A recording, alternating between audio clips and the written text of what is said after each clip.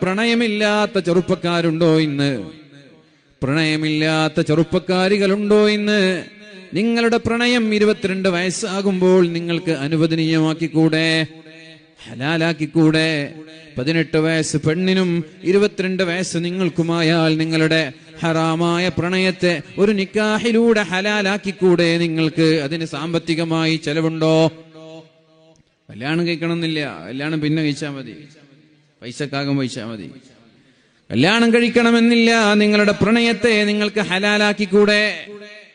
ഒരു പള്ളിയിലേക്ക് പെണ്ണിന്റെ വീട്ടുകാർ, നിങ്ങളുടെ വീട്ടുകാർ ഏറ്റവും അടുത്തവരായ ആളുകളെ പള്ളിയിലേക്ക് ക്ഷണിച്ചിട്ട് ഉസ്താദുമാരുടെ നേതൃത്വത്തിൽ എന്ന് പറഞ്ഞ് കൈകൊടുത്താൽ നിങ്ങളുടെ പ്രണയം ഹലാലായില്ലയോ? ഹറാമായ ബന്ധങ്ങളിലേക്ക് പോകേണ്ടതില്ലല്ലോ. പിന്നെ നിങ്ങൾ പഠിക്കുകയോ ജോലി ചെയ്യുകയോ ചെയ്ത് എപ്പോഴാണ് നിങ്ങൾക്ക് സൗകര്യമുള്ളത് അന്ന് നിങ്ങൾ കല്യാണം കഴിച്ചാൽ മതി. അതുവരെ നിങ്ങൾക്ക് ഹലാലായ രീതിയിൽ നിങ്ങളുടെ ഭാര്യയായി കാമുകിയുടെ കൂടെ കറങ്ങാൻ പോകാം.